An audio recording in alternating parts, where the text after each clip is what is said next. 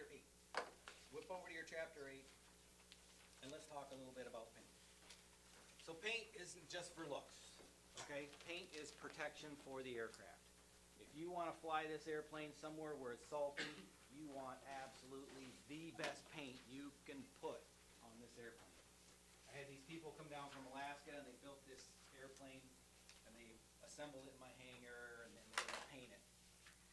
And they asked me what paint to use. I said, well, go to Finish Master, and you just look at the number, and if the cost per gallon is anywhere 300 and up, okay, that's the paint you want to buy. Don't be buying the $150 stuff. Get the most expensive paint you can afford to put on that airplane, okay? And they came back, and he goes, wow, we got the $500 a gallon stuff. And I'm like, geez, because I had only ever paid like $300 for it, so I was quite surprised that it had gone up that much. But it's good paint. They took it back to Alaska, and they're flying it up right on the coast. Okay, so hopefully that airplane is still, doing its thing up there, and it should, because I made them spray everything that they could even remotely get the paint gun at. Okay, so it's not just for looks; it's for protection. Paint's made up of 3 parts. Okay, you got the resin, you got the pigment, and you got the solvents. Okay, solvents go away, right? They leave, and pigment and the resin stay. Okay, so you spend the bucks on the resin and the pigment, and away you go. Pigment obviously fades over time, so be careful when you have to go look in the logbooks to repaint a wing or repaint something, and it says use this number. Odds are it's probably not going to match if that airplane spent a lot of time outside sitting on a ramp in, Mexico somewhere. Okay, it's going to fade. It's going to have a problem.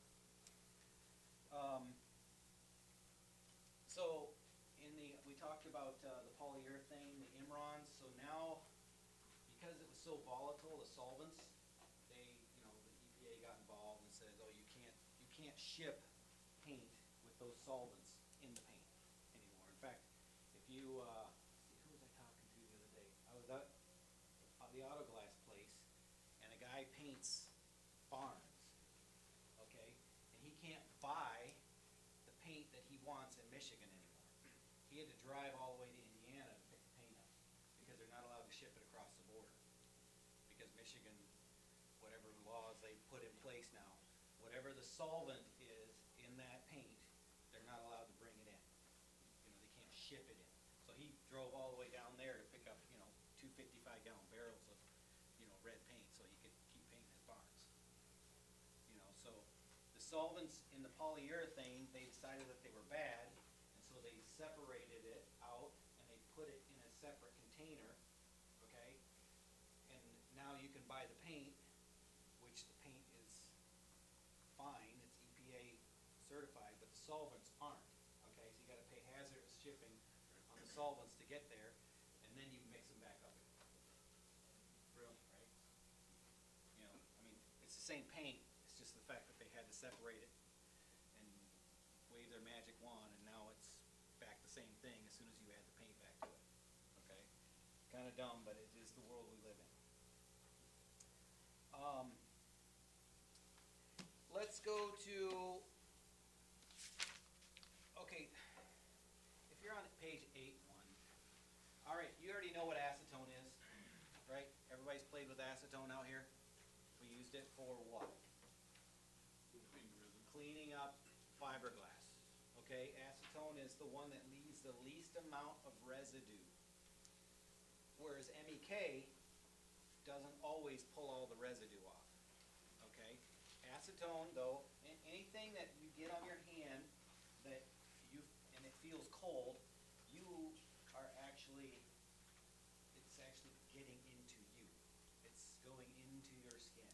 So if you have any kind of chemical that gets on you and you feel it's cold, you're absorbing this stuff, okay? And, I've done a lot in my time, and I'm fine, But, so get used to using you know, gloves, things like that, you know, so you don't get as much of this stuff in your system as I have gotten in my system over the years, okay? So just keep that in mind, that's a little extra thought, but you already know that. Alcohol, I was talking to my son down at Gulfstream, the only thing they use to clean those Gulfstreams is isopropyl. That's all they're allowed to use to clean you know, whatever it is on those Gulfstreams, it's always isopropyl alcohol. Because it doesn't attack certain things, okay? It's actually fairly benign, but it actually is a degreaser and it's a cleaner, okay? So keep that in mind, you know, if all else fails, isopropyl. Typically, when I worked at corporate aviation, you only got the isopropyl out when you were dealing with 5606, you know, things like that. That cleans that up really, really well, okay? So keep that in mind. When you get into benzene, you know, this is also some crazy stuff, but the EPA has definitely got that labeled. You'll very rarely find benzene in just by itself as a bottle type of thing.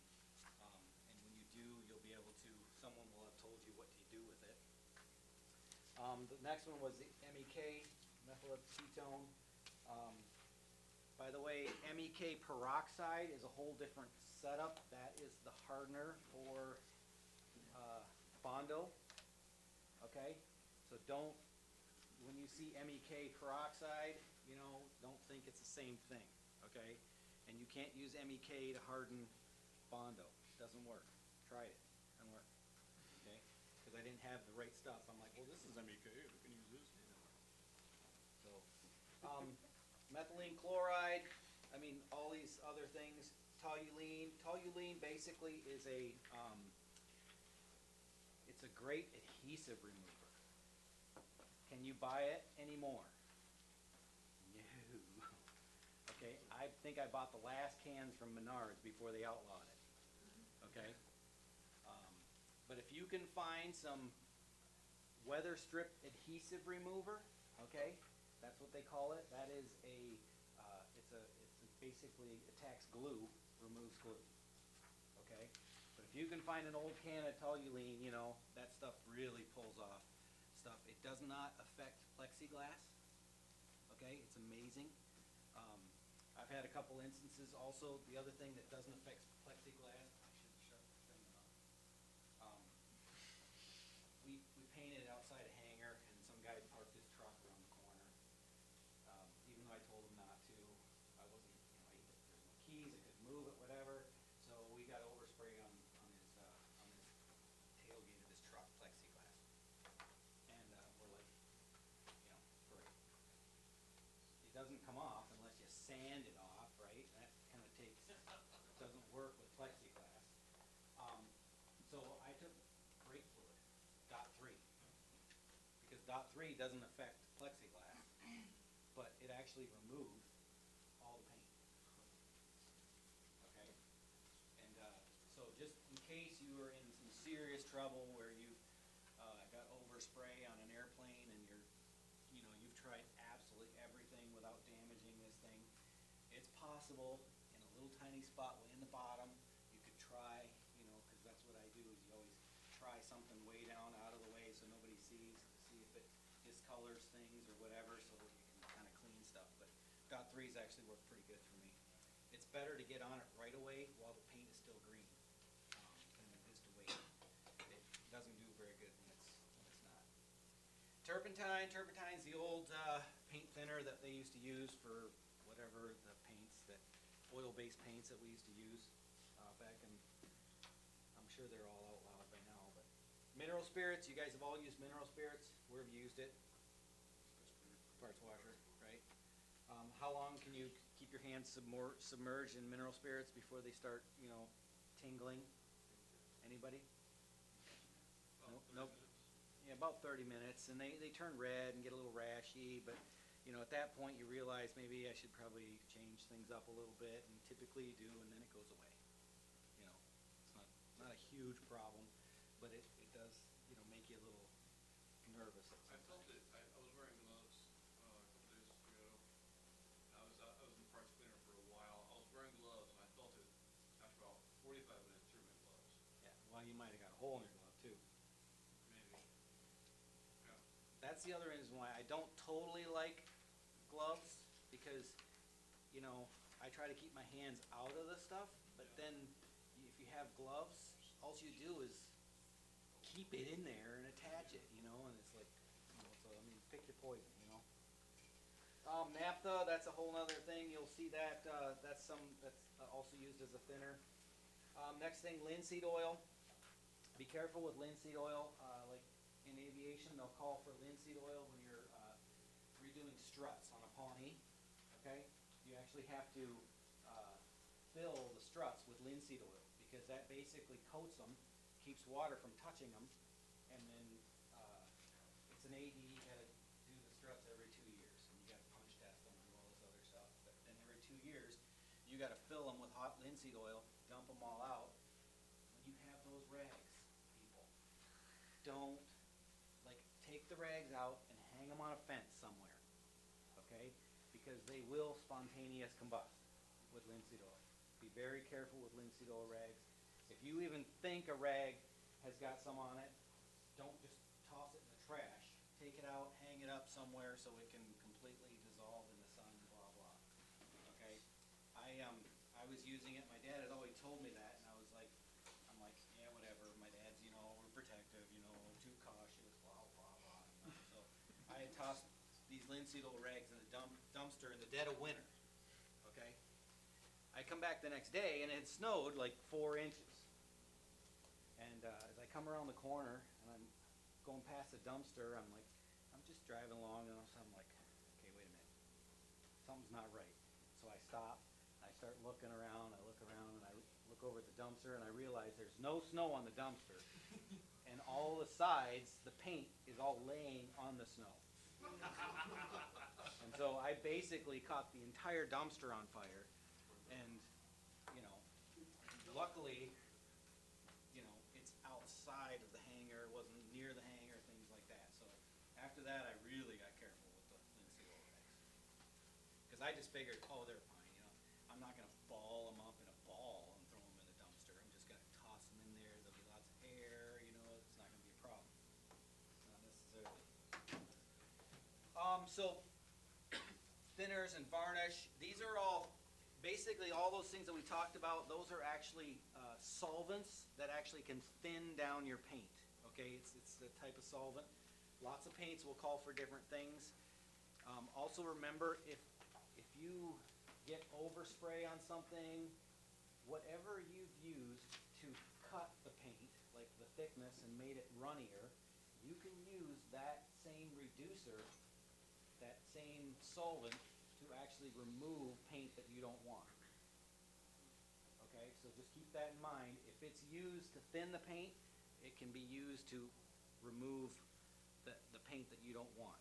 It's like when you get done doing end numbers and you've got all these little, you know, scraggly, where you didn't quite get the tape locked down correctly, you got all these little runs all over, you can take a screwdriver, throw a rag around it, dip it in that, and then you can just very carefully just, you know, run by it, and you can clean up all your edges. Okay, but you have to do it fairly quick. You don't want to wait on that kind of stuff. So primers basically, if you want paint to stick to something, you need to prime it, because a primer is made to specifically stick to things. Okay, it has different characteristics. Okay, there are a couple different types of primers. Some are primer sealers. Okay, they call it a primer sealer. Okay, that's what you want, especially on a car, because that prevents moisture from getting through that primer sealer stage and into your metal and causing corrosion. Okay, if you don't have a sealer on there, you're going to cause problems. It's going to mess you up. You know, your beautiful paint job's not going to last very long. But if you want actual primer or actual paint to stick to something, you need to prime it, and prime it correctly. You're going to get a bunch of questions in your FAA thing about wash primers. Okay, do the studying on that. I've never used a wash primer in my life. I've also never used the red iron oxide primer. I've definitely used the, you know, the gray enamel undercoat. So, you know, I've used the urethane primer and I love the epoxy primer. And of course it talks about zinc chromate, which obviously that's been banned, okay? Zinc chromate, we always used to have to tell you if you shoot zinc chromate inside the tail of an airplane and you're in there with a spray bomb spraying it around, you know, you got a 50% chance of, you know, maybe making it back out of the airplane, okay? Because it can actually kill you, okay? So, which, I mean, I understand that one with the EPA, right? You know, because that one's actually can definitely harm you. All right, so identification of paints. There's a bunch of different ways you can identify paint that's already on an airplane. The first way, the best way, is to go grab the logbooks, okay, and look and see. And if some, you know, ex-NET student did a paint job on there and never wrote down the stuff, okay, then you're up a creek. You can't figure out what kind of paint you got on there. Now you got to go and dissect it and figure out if you got urethane on there, you got a lacquer, which you'll never have a lacquer on there, but lacquers for old cars, people that have show cars. I walked up to this one car once and it was a really sweet car, and he about throttled me before I got near it because it looked like I was possibly going to touch it with my hand with my ring on it. And lacquer, you hit it with a ring on your hand, it'll actually dent it because it's just so soft. Lacquer is no good for anything except for the back of props. You paint the back of your prop with a black flat lacquer. That's the only thing I really use it for. You also use lacquer. Where did you guys use lacquer? It was orange in color. On your fiberglass repair, that's lacquer. So, and it dries so fast. And so, like, by the time you get done spraying over here and you got this side done, you're ready to start again over here because it's so fast. And you got to put 15 coats on just to make it work.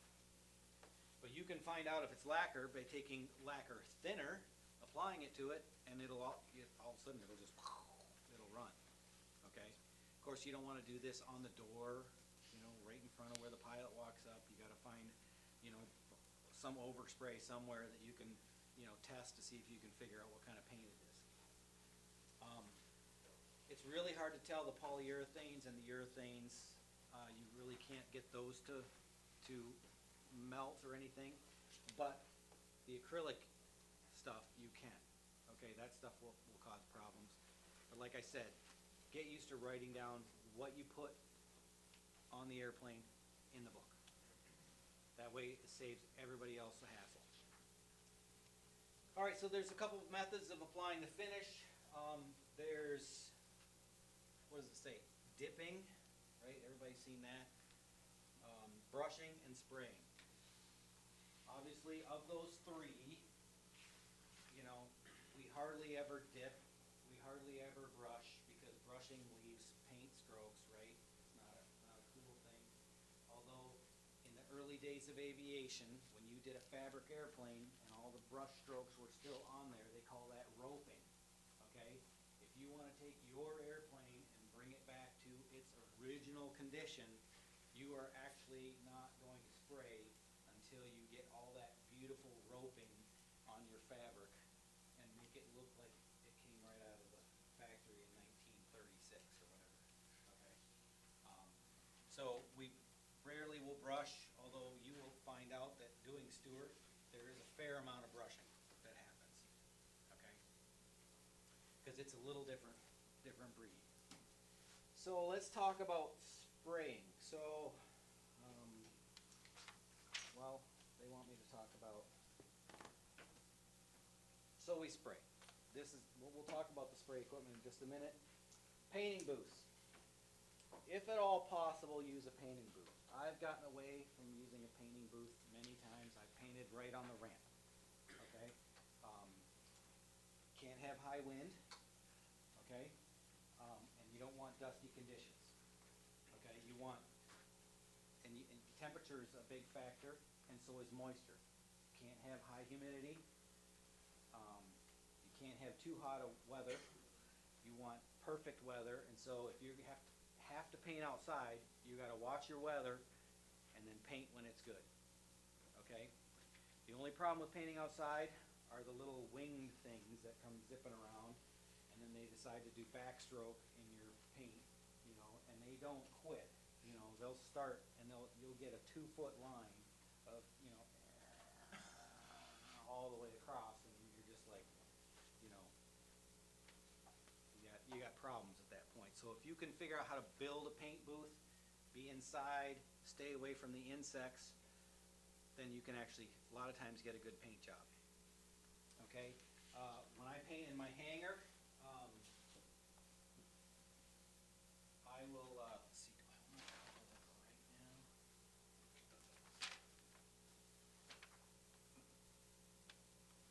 What did I do with my piece of paper? Oh. I left it in the other room. Dang it, I gotta go find it. So when I want to paint in my hangar, I have to keep the dust down. So I actually wet the entire floor down. And I'll wet the floor down all the way out to where I mix paint and all the way to the door, because inevitably someone's going to come in the door, right? They come in the door, you want them to walk through water, don't disturb any dust, keep it down. If you do that, you can actually get some pretty good paint jobs, okay? Not the best, but this paint job here is probably, I'd say it was probably about a 4-footer, okay, which is probably about the best I can ever do. Okay, and what we mean by that is at 4 feet, you can't detect any flaws. Okay, you come to 2 feet, you go, oh, there's some problems. You back out to 4, it looks actually good. If you guys can even remotely get to the 6 to 10 foot zone in this class, that's actually going to be pretty good. Okay, some of you are going to be out in the 20-footer zones, and that's fine for learning. But the goal is to be able to get as close to that airplane as possible, so you can actually be proud of what you did. You don't want to run and hide when the owner comes in. So paint booth, air supply. Air supply is super important, people. You need to make sure your air supply doesn't have water in it. If you add water to your paint and then spray it on your airplane, you're gonna have issues. It's gonna be an absolute nightmare. If I ever have that when I start painting and all of a sudden it does that, I'll stop what I'm doing. I will take cleaner, I will take all that paint back off the airplane, I will restart, I will figure out where my problem came from, solve all my problems before I go back and attempt to start painting again. Okay? Water is definitely a problem.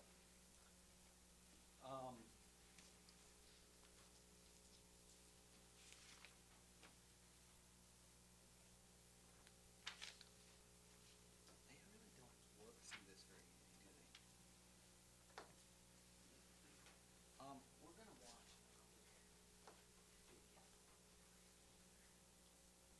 If you made a mistake, do you put like acetone on a rag and then wipe it off the area? Is it primed already? If it's primed, I wouldn't touch it with acetone. Right. That's true.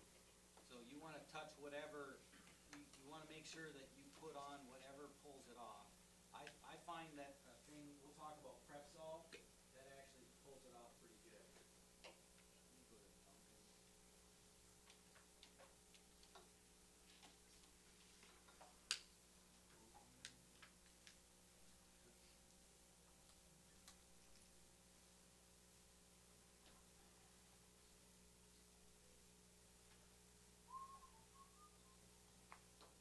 All right, let's see.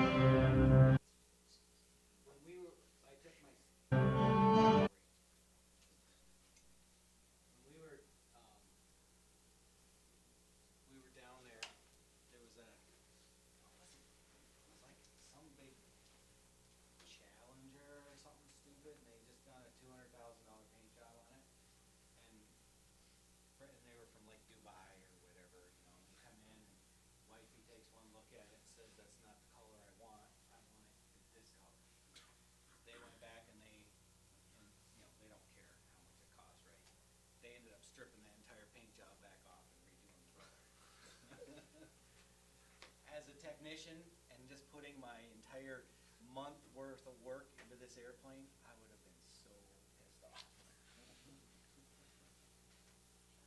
I'd have been just like, are you kidding me? Yeah, that wouldn't have been fun. All right, so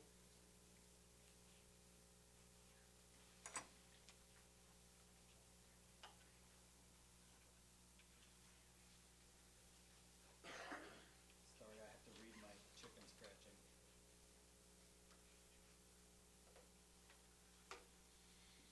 Okay, so there I'm at, right there. Okay, first thing in painting, we just showed you that video. The first thing is, it's not a roof of a house where we can just throw shingles over shingles, right?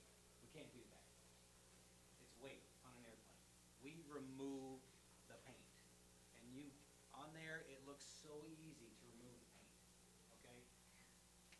We have since gone away from making you guys actually take some of the pieces off the airplanes and completely strip them, because we found that it took 3 days, 3 whole days, for you guys to be able to strip these, smallish parts, okay? And it killed our time.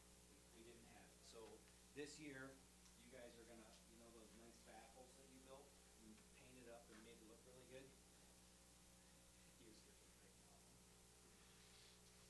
And then you're gonna condition metal, and then you're gonna redo it. And hopefully, when you get done, you're gonna have even a better finish and a better design or whatever you want to put on it. But yeah, so those of you that spent way too much time making them look good, I'm sorry, but you can strip it off. So take a picture; it'll last longer. So the first thing you need to remember in that picture, 80% of paint jobs is prep work. 20% is painting. Okay? You cover everything. You don't want damage. You saw they covered the windows. They covered, anything fiberglass, all this stuff that they had to cover up so the paint stripper wouldn't attack it. Today, we're going to use an eco paint stripper. Okay, eco paint strippers always take longer because the original paint stripper that was out there is so caustic. My high schoolers used to do it, and had this one guy, Zach Dick, he's like, "Oh, this stuff ain't so bad," and I'm like, "Oh, you gotta be super careful with it." We were over in the hangar out there. That's where we were doing it. So just the other side of the garage door. And he's like, "Can I put it on my skin and try it?" And I'm like, "Sure, go ahead." So he puts it on here, and he did not remotely make it to the bathrooms where the water was, and he was running full tilt trying to get there so he could wash it off his arm. He still has the scar today. Okay. That paint stripper worked amazing. Okay, unlike the eco strip that we have to use today, which they say you can wash your hands in it. I'm not going to be the first guy to try, but it's a lot slower. Okay, and what we do is we put it on, and you'll be able to read the directions. You put it on, and you have to make it so thick, and then we cover it with plastic. Okay, because that plastic holds the fumes in there and allows it to do its work. Sometimes, because you're using the eco strip, that's why it took 3 days for everybody to get their pieces stripped. If we were using the fancy stuff, it would have been a lot easier. But sometimes it's 3 times before you get all the paint off. And then we use a power washer. Power wash it. So when you guys do your paint stripping, you're going to put plastic down. You're going to put your stripper stuff on there, do its cover thing. When you get it all off, you're going to scrape as much paint off and into your plastic so you can roll that plastic up and ditch it. Okay? And then you can power wash it. We'll have a power washer out there, and you'll be able to do the final clean. All the little areas where you didn't get your paint off, you'll be able to use acetone, paint thinner, MEK, any of those things will typically attack that paint and Scotch-Brite, and you'll be able to clean everything up. Okay? It's important when you power wash, try to get around the rivets really good, because doing that with the Scotch-Brite later is a royal pain,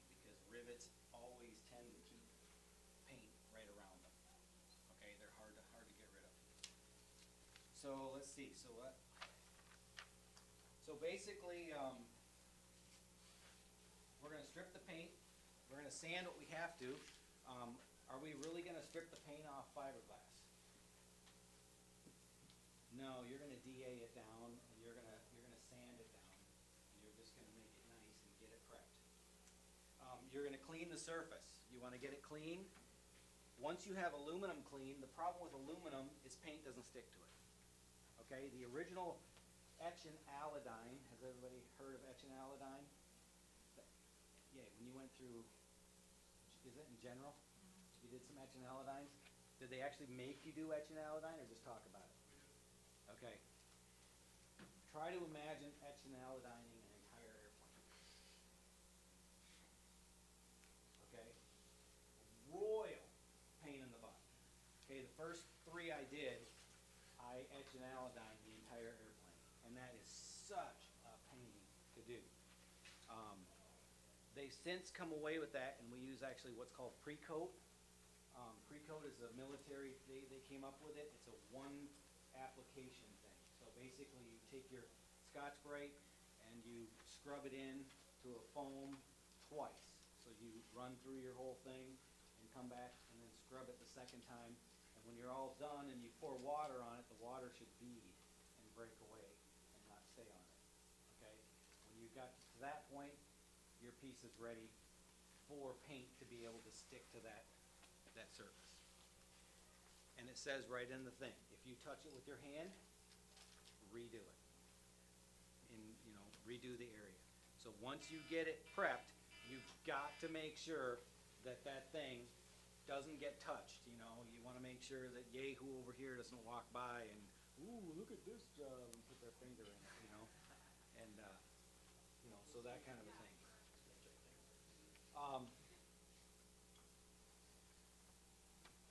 Stewart has its own pre-coat stuff, and I was going to look up to see what they call it. What do they call it? They call it Eco-Etch.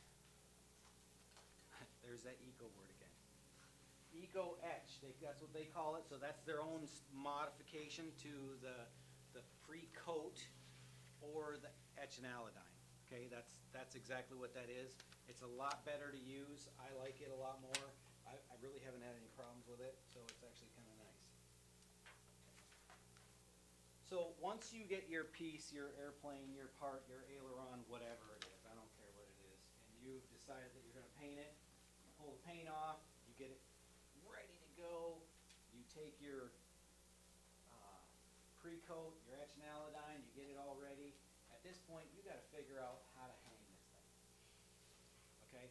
How are you going to hold it in such a way that you can actually paint it?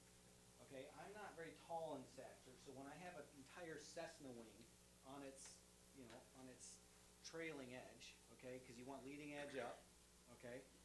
If you have it like that, for me to reach up and try to get that leading edge is a problem. Okay? I've painted two Cessna airplanes where I had to come back and I had to repaint that leading edge because I didn't get good coverage on that stupid leading edge. And when do you find out about that? Yeah, when you take it out of the paint booth and you're putting it back on sawhorses and you walk by and you're just like, "Arr." So you need to think these things through. Like this little piece that you guys are going to paint out there, some of you were already grabbing them. These are the little brackets that we made so they actually can stand up in the paint booth so you can paint them, flip them over, and paint it. Okay? That's why these are out there. Okay? So we've already done all the hard work for you, but if you're trying to paint like Brian wants the wingtip or the tip tank painted, okay? How are we going to hold that? How are we going to mount that in there? All these different things, you're going to have to come up with something that just grabs the pick points, holds it, because you can't touch it. It's got to be suspended in air. People have tried to paint their projects hanging them on wire. Well, as soon as you hit it with the paint gun, it blows away, and now you're like, it's coming back, and you think you're going to get a good job on that one? No. Like painting inspection panels. people, paint the inspection panels, and how do you hold them down? You can't just lay them there. You shoot them and they just, and they're gone.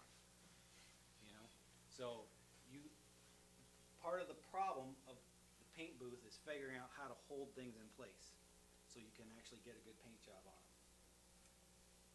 We talked about the whole floor being wet. So once you get the echinalidine, you've figured out how you're going to hold this thing in there.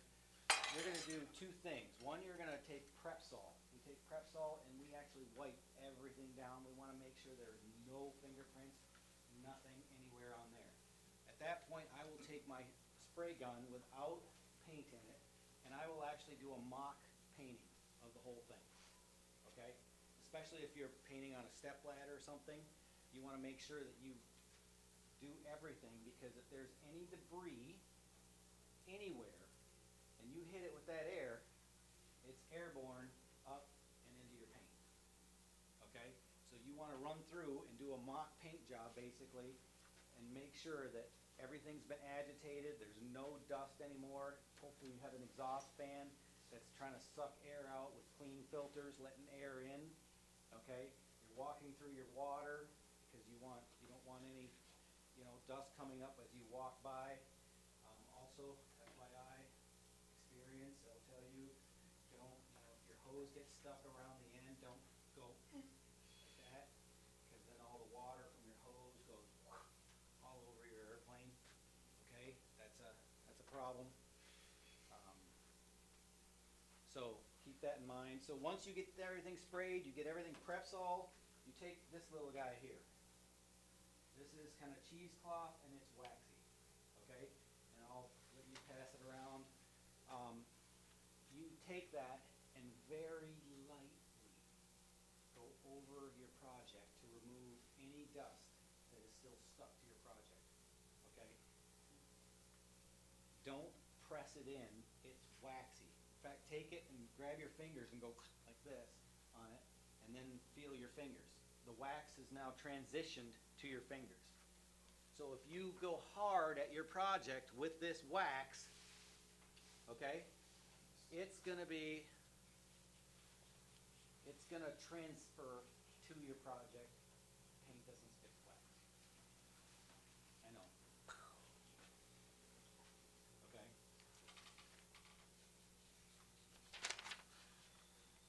All right, we're on to paint guns.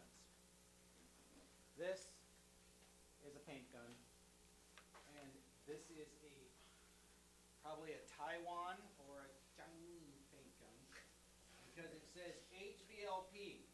This is not an HVLP. Someone decided they wanted to put HVLP. HVLP stands for high volume, low pressure. Okay, this is not a true HVLP gun. What's really funny is they put HVLP gun here, but then on the sticker, they said gravity feed. Okay, so there's a couple different types of guns out there. You've got the gravity feed, you've got the suction, and if you go to page 8.7, figure 8-4 is a suction gun. Okay, if you do not have a good seal in your suction gun, okay, it will not suck the paint up to do what it needs to do. You got something on your face.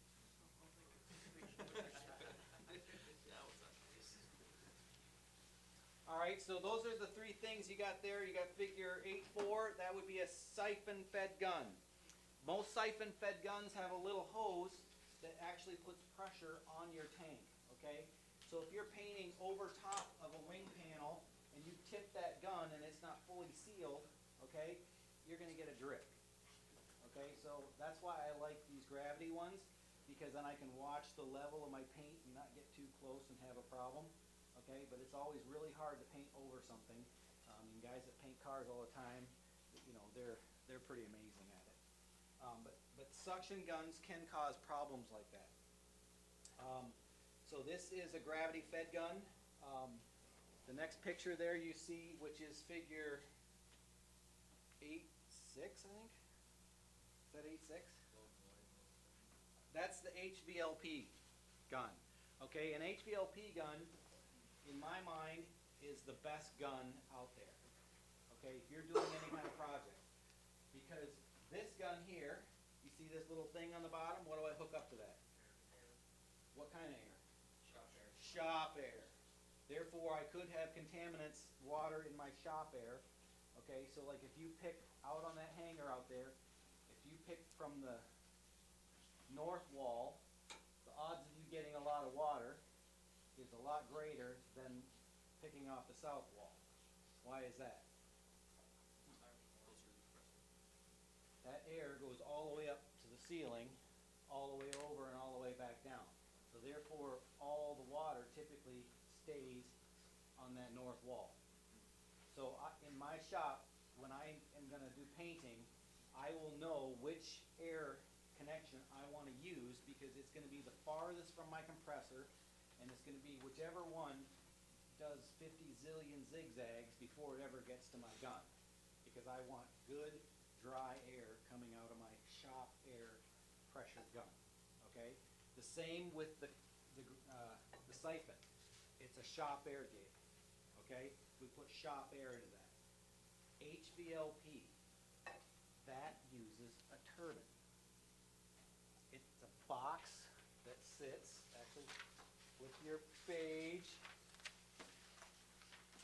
Okay, kind of looks like this one. Actually, it's over in it's called a Croy, and it's sitting over in the big hangar over there on the floor. Nobody knows what it is, but it's sitting on the floor by the helicopter. Okay, it has two outlets. One on one side for your breather mask. One on the other side that goes to your HVLP gun. Okay, so it basically runs air through there, and it's constantly going through your gun. Because it's a turbine, it actually heats the air up a little bit. Okay, so it does two things. It sends you dry air and slightly warm air, okay, to your gun. No contaminants, okay? Whatever contaminants get in there because you kicked them off the floor type of thing, okay? HVLP guns are great. The other outlet goes to your mask, so therefore this little machine can't be inside the paint booth, right?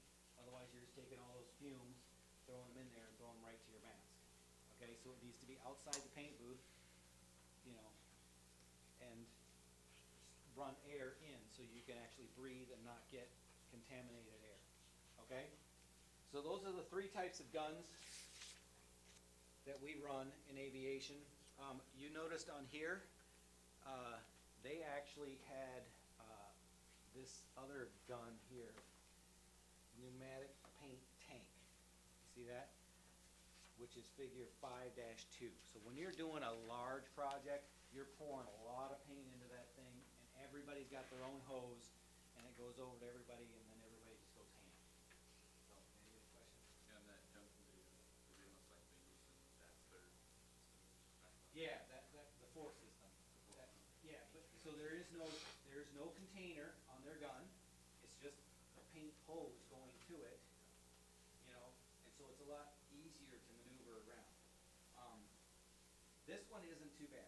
When you have the quart, a whole entire quart of paint up there, okay, and you have to paint up here, okay, it doesn't take long before the burn, okay, and you're just like, I can't, I don't know if I'm, you're like, oh, yeah, I gotta hold my arm up, you're just keeping on going, and you're moving like crazy, trying to keep things going. Okay, so this is the gun. So let's talk a little bit about the gun, because you guys need to know how to disassemble this thing. Okay, when you get done using a gun, you gotta clean it. Okay, I have killed numerous guns in my lifetime because I get done painting, I'll hang it up on the edge of my toolbox, and I'll get busy doing something else, okay, and then I'm like, oh, I got everything done, go home, come back the next day, walk by your toolbox, and you have a brick of paint in everything. I have never been able to resurrect one. That's why I buy Harbor Freight ones that say HVLP, and also gravity feeding on it. They can't even get the words right. Okay, I buy the cheap ones because, and when I bid out a project, that's part of my consumables that I put in there. I just buy a brand new gun. Cost me $53. Woohoo, not even an hour's worth of work, right? Okay, buy a new gun.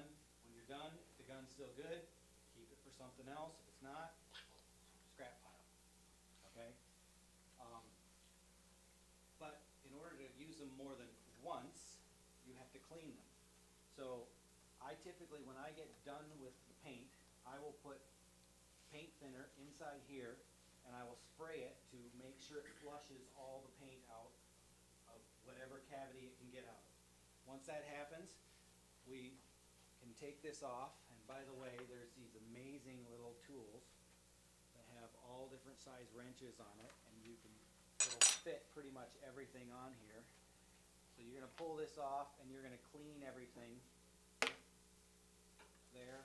There's usually a little filter in here, okay?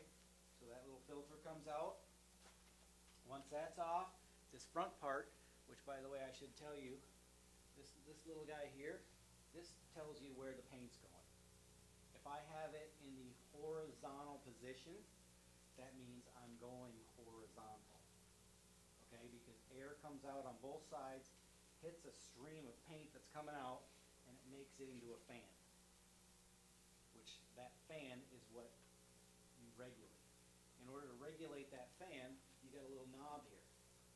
This little knob says, and you can actually see it on there, it's got a sign that's wide and goes to small, right? It's supposed to show you the spray pattern.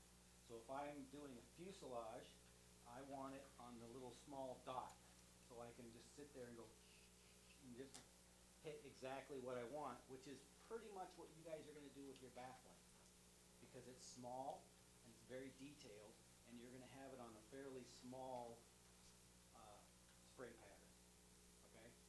If I want a nice wide spray pattern, I'm going to go up to the wide zone and be able to shoot a nice wide pattern, okay? If I want to go cross coats and I want to go up and down, I can loosen this guy, turn this like that, tighten it back up. Now I can go vertical and my spray pattern is horizontal. So you're always going in the direction of wherever these guys are pointed, okay?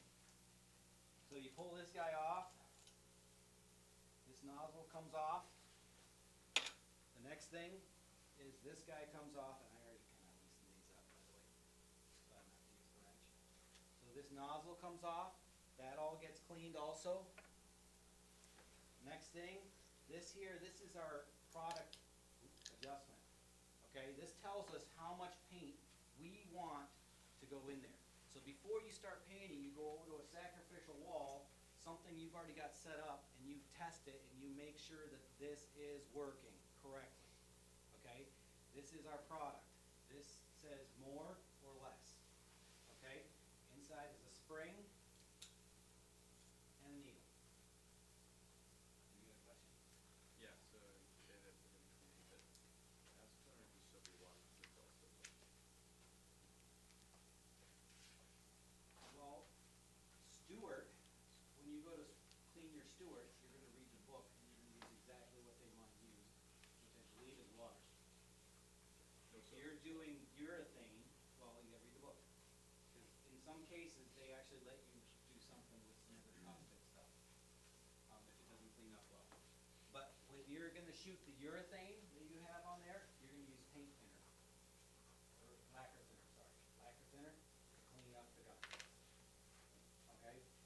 So, I believe last year, we had people trying to clean up urethane in the sink. Water does not do anything on urethane paint, okay? It just makes a massive mess, okay? And it's worse, okay? So that's how you disassemble a gun, okay? And then to put it all back together, you're gonna put this in here. Now, I would suggest, FYI, oops, gotta make sure that this is, there's a hole that you gotta find. I always put this guy back in first. Make sure this is locked in. I'll put this on before I get to this guy, because what happens is is it pushes out, and you want it to stop before you shove this guy in. There. These back together. That's where that is. Throw my filter back in. And you're gonna get a chance to do this because you're gonna have to do it in front of me. And so we're gonna have a couple guns out there that you guys can go play with, and you can figure out how to disassemble and put them all back together. You will have to do it in front of me and make sure that you do it correctly because we need the guns to keep shooting paint. Okay? So you will get to play with it. You'll be able to use all that. All right, we need to take a break. Be back here at 5 till, and then we can explain to you what we're gonna do. Because we're gonna go out and play in the shop. When we were painting my father's first time my dad's car right now, it's about the same like he said it's super process. We had the motor built by Mofoco over in Wisconsin, bored out, cams, car, street rod kind of thing. Not racing, but anyway, I painted with the frame, and we were always told to buy the Harbor Freight guns for like the first 7 coats, and then you buy like a $400 gun and do 2 top coats and you're done.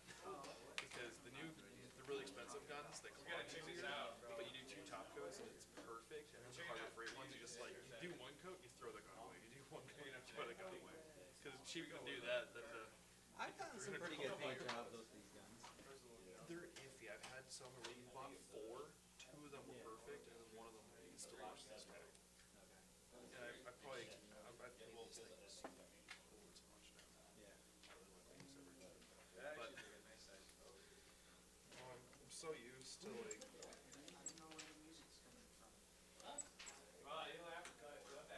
Built around paint. Okay.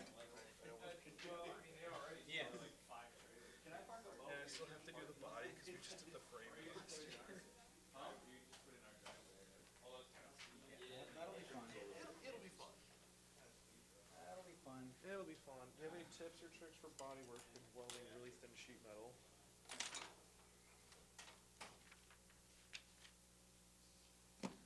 For welding?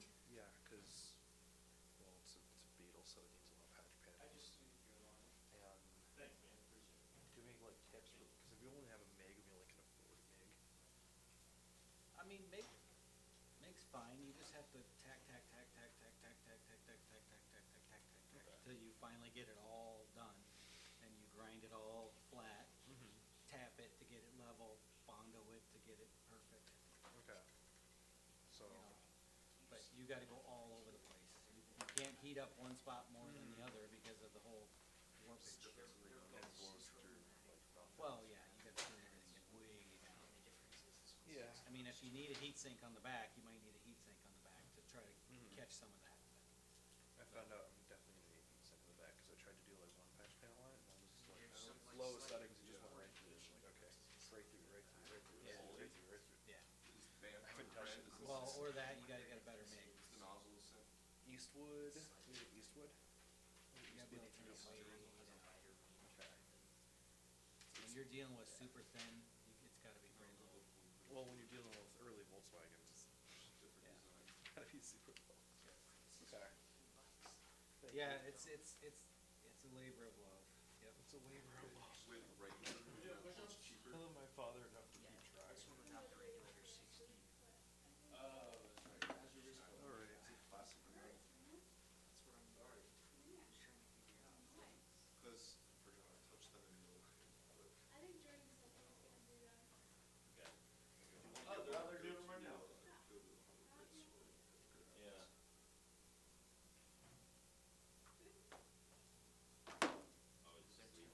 I'm in there. Just staring, smiling. You gonna do push-ups? Dude, Maybe. I just did. Sorry. Hey, I was dragged so you got the by batteries? other people to another place. Dang. Oh, the blue, yep, Sure. yeah, Sure. yep. Corbin was gonna drop those batteries off, but I think he ran out of time. Did you see it back in here or we Just doing supposed the to meet same up? thing. Oh, I think in here. Oh, they're good, yeah, they're 24. I knew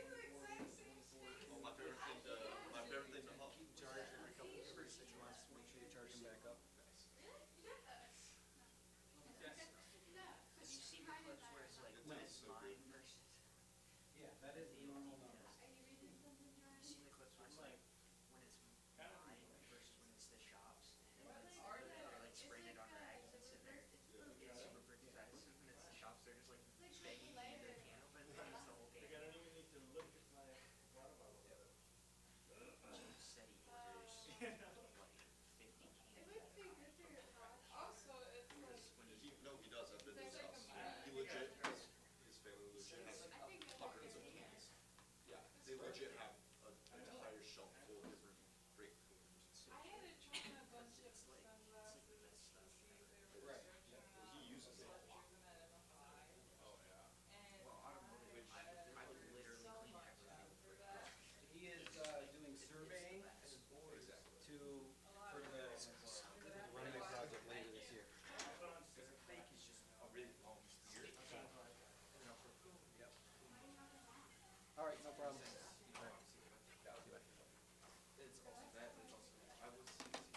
Which it wasn't. All right, what am I doing here? I was the wet survival. I don't feel like organizing, but I think it's just being there, like ages you up a little bit. Alright.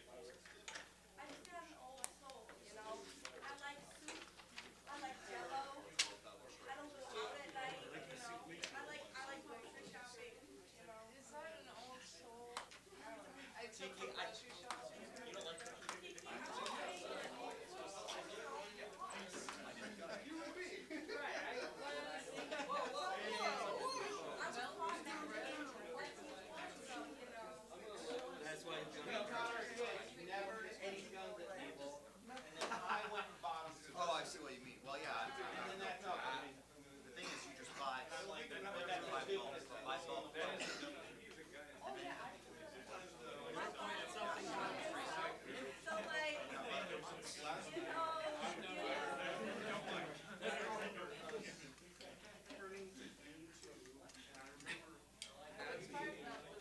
Or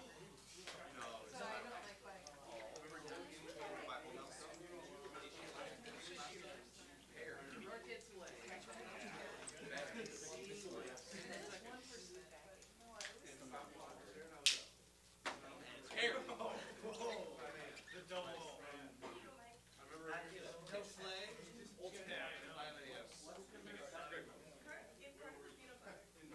It's so you don't have to look down to read it. You can do that and it's a mirror. And I think they're jokes. Yeah, it's a mirror. It's crazy. No. So you can just look like this and then you can see what's down here because it's a mirror. so you look like you're reading it, then you can just run your hand across the page. And Like, right, yeah.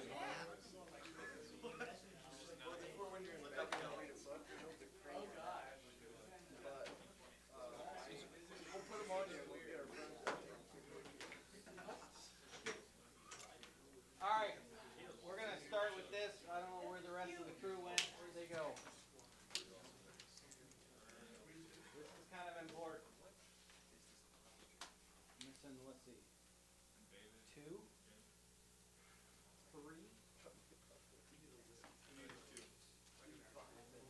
He's here, so then it means I'm missing 1, 2, 3. Just time to get in. I'm gonna have to step out in 3 minutes, but call that, talk to you, and then go. All right, well then we better get over this real quick. All right, so when you're using this gun, okay, I don't know why I just turned the light off. I meant to turn off this.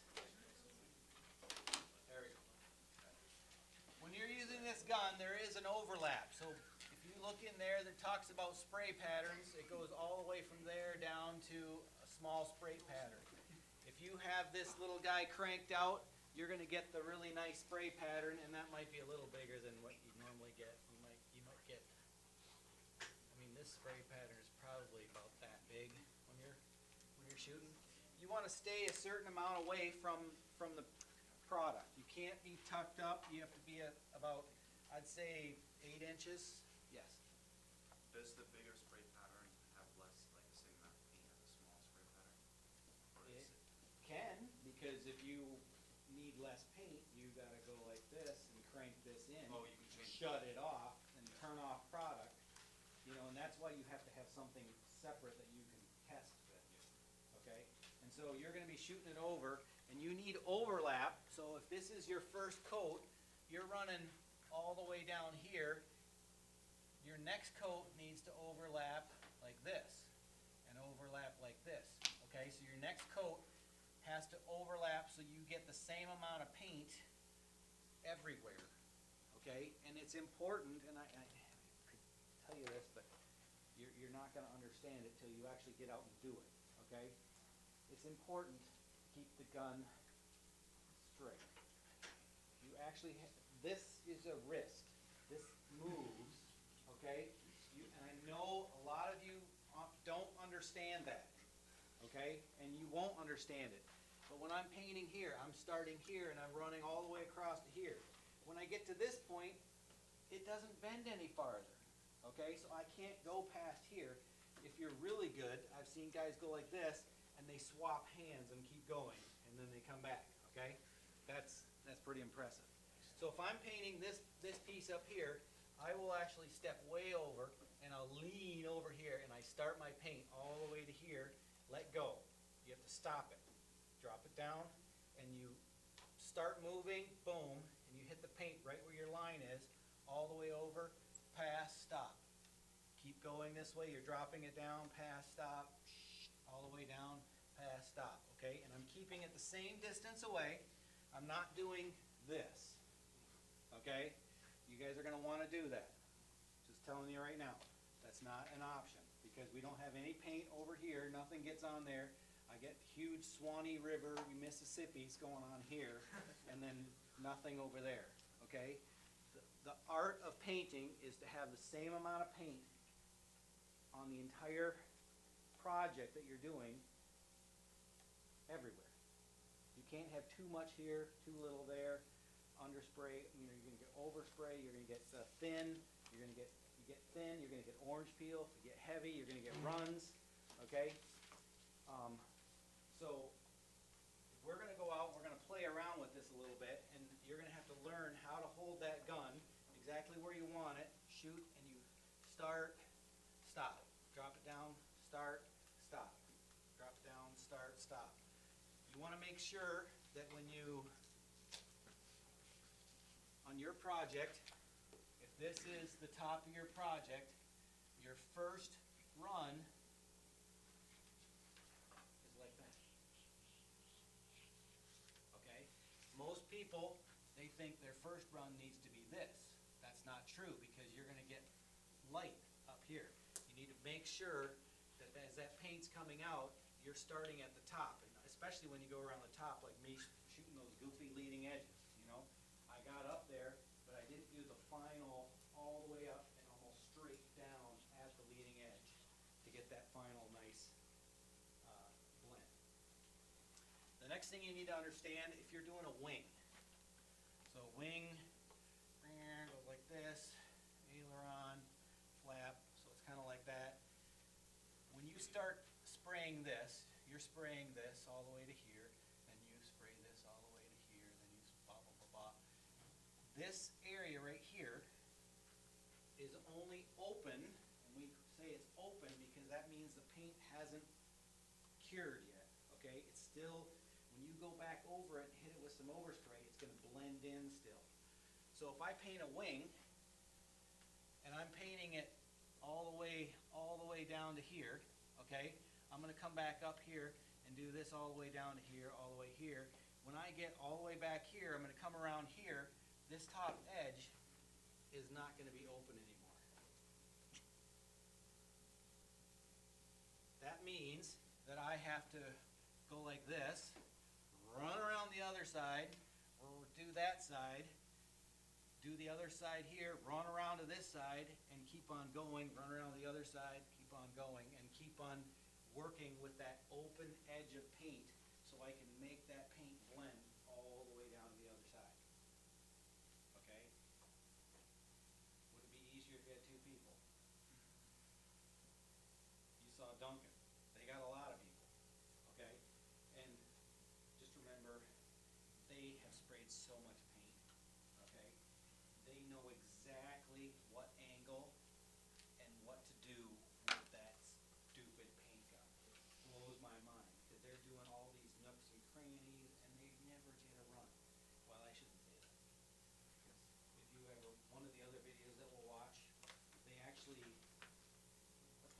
done a paint job, they'll go through and they'll find every little sag of paint or anything like that, and they'll mark it with some weird marker, okay? And you look at this airplane, and it's got marks everywhere where it's saggy or whatever, and they come in and they wet sand that back down, okay? And they buff it back out. And they take care of every single problem, okay? Because when that airplane goes out the door, it's perfect, okay? Do we do that on little airplanes? Not so much. On a Gulfstream or a Citation, what kind of rivets do they have in them? Are they round head rivets? Countersunk. They're gonna be countersunk, and you're able to actually wet sand those. If you have raised rivets, you can't do it, okay? I mean, I've seen so many airplanes with the rivets shaved right off because someone wanted to make it beautiful, you know, and then as soon as that, remember that dimple, as soon as it's gone, technically that rivet's bad. Like I said, center punch that bad boy. Give it its dimple back, you know. So that's what we're gonna go out and do. We're actually gonna go out, and I have 2 guns out there. I'm gonna put a 3rd gun for people to disassemble. I'll probably take this one out there and have you guys disassemble this one so you can practice at it. And we're gonna spray water. And so when you get done spraying water, okay, you're gonna initial my little sheet, and then when you are ready to go through your little setup on this guy here and show me how to do it, then you'll be able to initial the sheet twice. So there's gonna be 2 initials that is gonna be required to be on the sheet. One is for the gun cleaning, and one is for the actual paint, or for the water spraying. Okay, those are the 2 things. Because everybody can't do it at the same time, the rest of you are gonna go play with your little, you know, erasers and remove all your little glue stuff and keep prepping your frame for recovery. Because tomorrow we'll watch that video, and then we'll actually get into starting the actual fabric, you know, process of figuring it out. Okay, so we're gonna play with that. I was gonna show you quick here.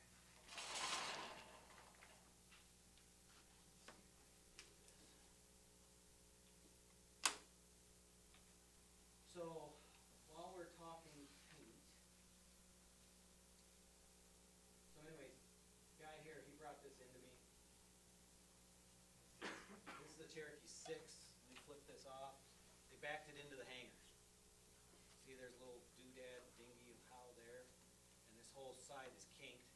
Let's see if I can open this thing first. This is just the inside. So we ended up having to change this whole piece.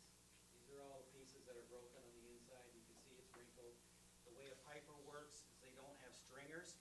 They actually use the skin, and it's bent as a stringer. Yes. For the project prepping, we're supposed to get the rest of the residue off, but once we get that off, what else needs done to prep it? We have to get the You're gonna rest wanna of pull your on. bolts out, make sure those are all clean, Okay, everything so around that's there. right. Get the bolts out, make sure everything is perfectly clean, put your bolts back in, make sure the bolts are tight, so you can put the nut back on, make sure that nut threads on with your hand. Just as if you're doing a real airplane. And for the Eco Clean, that's only right before the fabric or the glue goes on? Yep. And we'll watch a video tomorrow, and that will explain the actual fabric install. Why is it not working? Okay, here's another picture of the kink. Okay, this is what we had to do. We had to yank it out. Obviously, after we yank it out, we're gonna put another piece in. Okay? Ryan is the one that I stuffed in the back to handle the bucking bar on all those rivets that I put in there. If you have a project like this that cannot have a failure of the person inside with a bucking bar, you need someone that has experience behind a bucking bar and knows exactly how to hold it so he doesn't fall off the rivet, and now you damage your $1,200 part, and now you have to redo it. Okay? So once it was green like this, it came primed like that, by the way,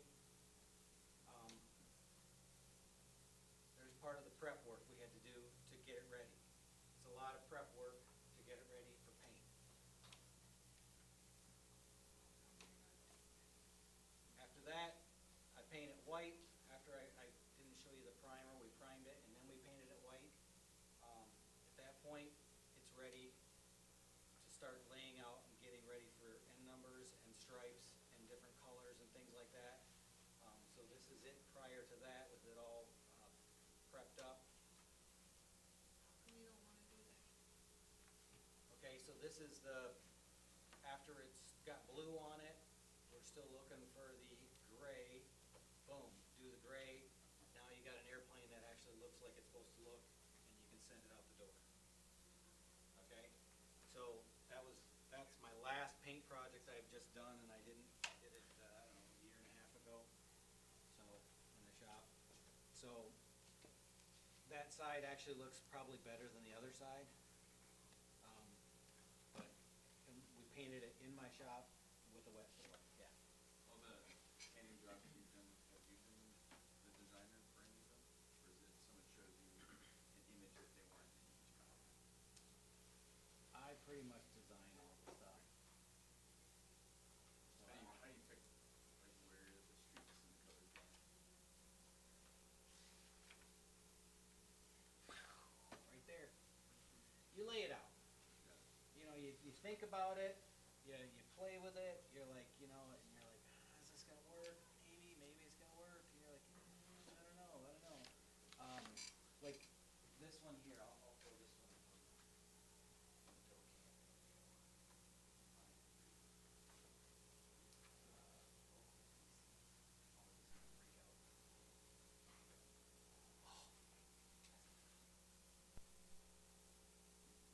That was my first airplane project I ever did.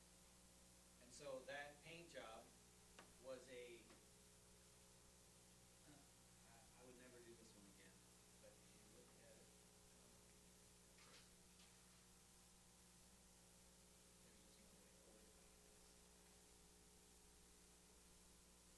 no, you still can't see it. There's a 1/4-inch pinstripe all the way around that, every stripe. Okay? It took me, oops, I was gonna do this. It took me 16 hours to take that paint job up. I was really tired of putting tape on by the time that happened. But that's a lot of work. It turned out really well.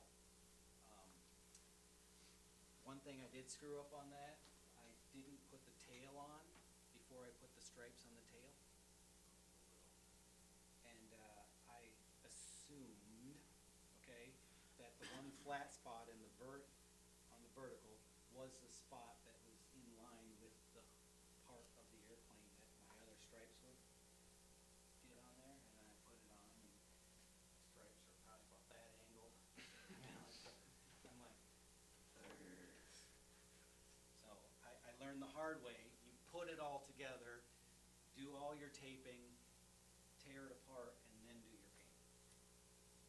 So that was a hard lesson, because we had to wet sand all that stripes off, and we were trying to wet sand over corrugated tail surfaces and stuff. That just doesn't work real well.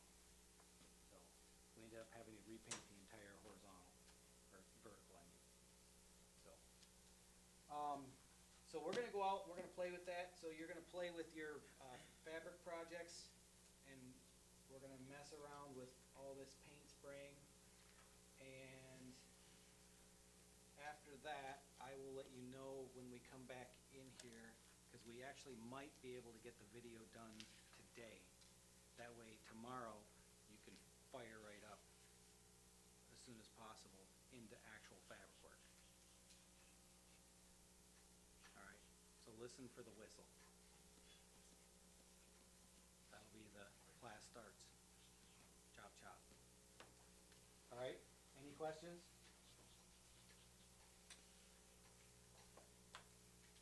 No questions? All right.